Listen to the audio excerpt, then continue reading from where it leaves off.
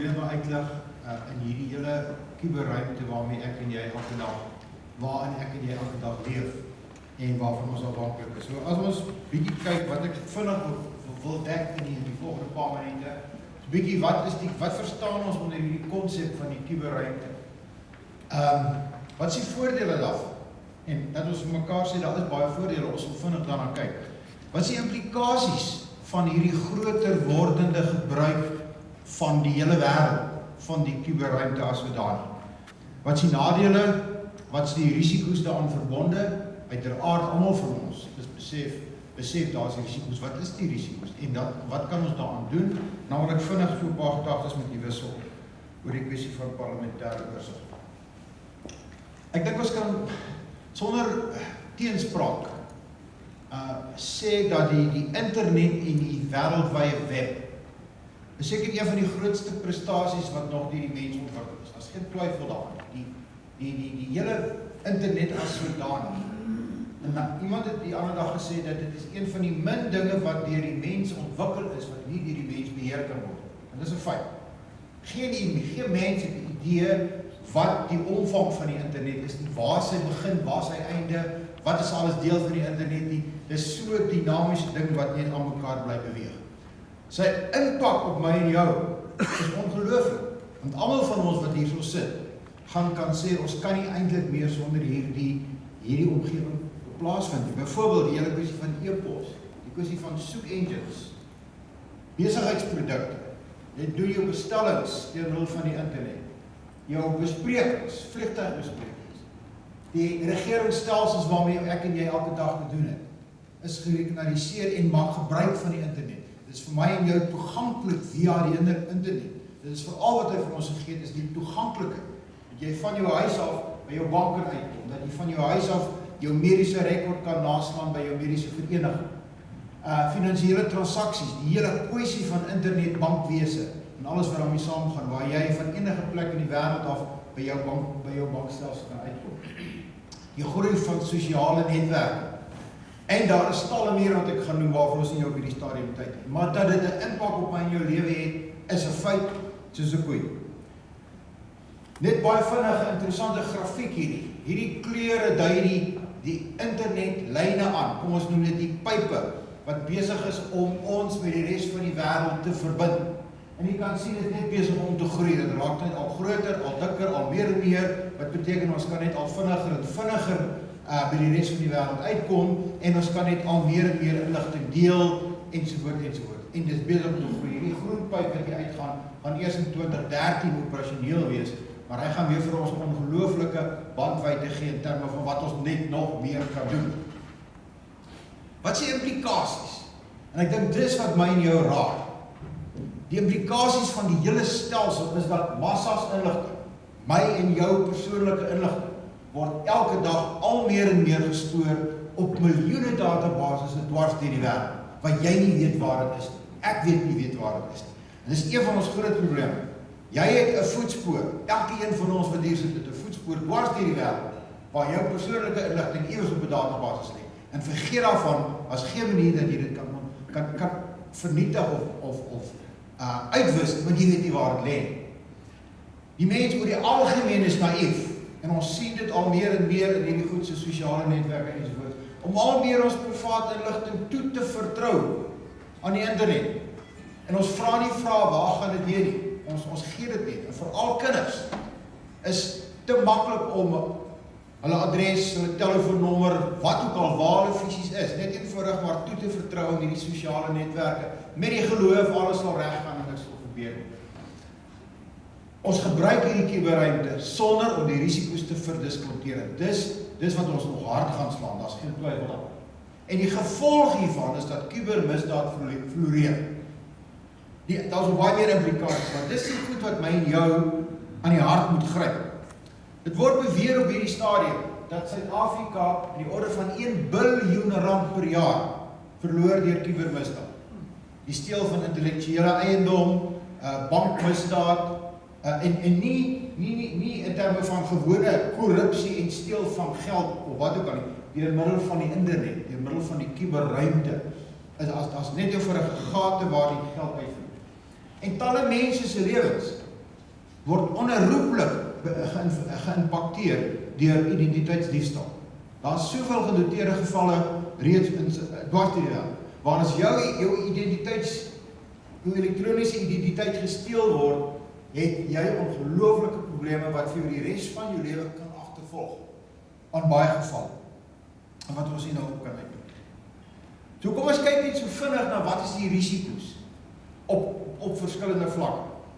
Eerstens, vir my en vir jou, as persoonlike vlak, die steel van jou elektroniese identiteit. En dis nie net jou wagwoord en wat ook al nie, dit is op verskillende stelsels waar jy toegang het. As iemand, ons weet reeds, as iemand jou bankinligting, jou bank aantekenkode steel, gaan jy jou geld verloor. Dis 'n feit. Maar mense steel ook jou inligting op baie ander maniere. Hulle steel jou elektroniese bankstate en daardeur maak hulle rekening op, en daardeur maak hulle skuld deur jou identiteit. En jy vind eers later uit dat iemand anders is besig om handel te dryf met jou naam. Cyberbekruiping, cyberstalking, is 'n groter wordende probleem. En ons, die van die wat sosioloë is baie meer bewus daarvan, maar van 'n tegniese vlak af is dit ontstellend. Cyberagtervolging, en cyberbullying, dit is veral die van die wat met skool het gedoen, het weet, dit is 'n ontstellende ding, hoe deur middel van die internet, deur middel van gewoon anonieme soort van boodskappe, mense geïntimideer word en so. En dan is vandag mense, 'n groot en wordende groep van mense, wat as gevolg van hierdie risiko besig is om ongelooflike probleme te ervaar. Op maatskappyvlak, daar word bereken dat daar in orde van 150.000 klein, mikro en medium maatskappye is, wat bestaan deur middel van hulle cyberteenwoordigheid. Hulle hele besigheidsmodel is gebou daarop, dat hulle deur middel van die internet hulle produkte kan, dis nou in Suid-Afrika, kan bemark. Meer as 1,5 miljoen werksgeleenthede word geskep as gevolg hiervan. Dit beteken as ons op een of ander stadium, en ons weer eens, ons het nie tyd om te lang te gesels daaroor, maar as ons die internet sou verloor, wat nie onmoontlik is, gaan ons in Suid-Afrika onmiddellik 1,5 miljoen werksgeleenthede net so verloor. Dis nou die klein maatskappy wat totaal sal moet toemaak. Vergeet nog van die banke en al sulke tipe dinge. En baie maatskappye se cybersekerheid is nie goed genoeg. Dis 'n feit wat ons al meer en meer elke dag sien. En dit sluit nie net maatskappye, klein maatskappye, dit sluit ook groot maatskappye. Baie van hierdie het ek al reeds probleme ervaar met die banke. Op regeringsvlak, waar lê die risiko's daar? En dit is die een saak wat vir my baie ontstellend is. Ons begin al meer en meer internetgedrewe stelsels aan ons aangebied kry deur die staat. Jy kan wel aansoek doen vir baie staatsinstansies, vir toelaas, jy kan aansoek doen vir lisensies, jy kan vir wat ook. Jy kan tussen jou inkomstebelasting kan jy elektronies voorlê en so. Al meer en meer persoonlike inligting van my en jou word deur hierdie stelsels geabsorbeer. Ek is nou al hoe lank besig om uit te vind, waar is die sogenaamde FICA en RICA inligting? Onthou, almal toe elkeen van ons 'n selfoon gekry het, moes ons baie persoonlike inligting verskaf. Waar lê dit? Wie beskerm dit? Wie toegang daartoe? As nie antwoorde nie, ek kry dit. Ons het nou die dag gehoor met groot drama, ons kry 'n nuwe identiteitskaart waar groot biometriese inligting gebaseer gaan wees. Ons vingerafdrukke alles. Waar gaan dit lê? Hoe goed gaan dit beskerm? Alreeds sê die staat, maar hierdie data van ons kan ons aan ander maatskappye begin beskikbaar stel. As reeds gesê dat hierdie groot internet, biometriese databasisse van ons vingerafdrukke, wat die staat nou het, by die Departement van Binnelandse Sake, en nou nog meer gaan hê, deur ons nuwe ID-kaart, kan deur banke gebruik word. So banke begin nou toegang kry tot daai inligting. Wat is die gevolge daarvan? Die regeringscyberbeskerming is regtig ook nie op standaard. Dit het ons gesien. Begin van die jaar het ons 140 miljoen rand verloor deur 'n cyberaanval op die Posbank. Wat net eenvoudig swak rekenaar seker. En dit lei tot korrupsie in die standaard. Die vraag wat my en jou pla, en dit is my interessant dat na die lesings wat ek vanoggend geluister het, daar was so 'n lyn wat ek daardeur gesit het, die kwessie van politieke wil, regering se betrokkenheid ensovoorts. Ek wil vir hierdie volgende vraag vra. Wie vra op die oomblik vra oor hierdie stelsels? Wie vra, hoe goed is die banke se beskerming vir ons inligting? Wie vra, hoe goed gaan die staat se nuwe nasionale ID-stelsel wees as ons inligting daarop gaan stoor? Hoe goed gaan die sekerheid daarvan wees? Wie vra, hoe goed is die sosiale agentskap wat elke maand pensioene uitbetaal? Hoe goed is hulle inligtingsekerheid? Hoe goed is die beskerming van daai data? Hoe weet ek dat my inligting word behoorlik beskerm en dat dit nie in die agtergrond gebruik word op allerlei maniere nie, waaroor ons ure kan gesels wat die risiko's daarvan is?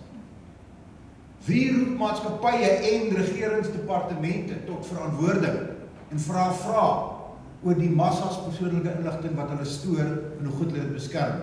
Kategories op hierdie stadium nie, want dit is vir my kommerwekkend. Almal of baie van die het al 'n probleem gehad. Ek sit met 'n klomp reaksies van mense wat sê ek het 40, 50, 60.000 rand verloor deur my elektroniese banktransaksies. Waar gaan ek kla? Gaan rapporteer dit by die polisie? Die polisie het soveel groter gevalle dat dit nie kan doen nie. Gaan ek na die bank toe en sê die bank is jou skuld, gaan weg. Ons het 'n platform nodig waar ek en jy ons vrae kan vra.